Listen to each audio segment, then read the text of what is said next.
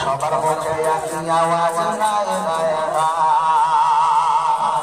ইবলিসে আদম দেশেতে আগমন করেছে নারীর বেশে ইবলিসে আদম দেশেতে আগমন করেছে নারীর বেশে তারপরও তারা দেখো তারপরও তারা দেখো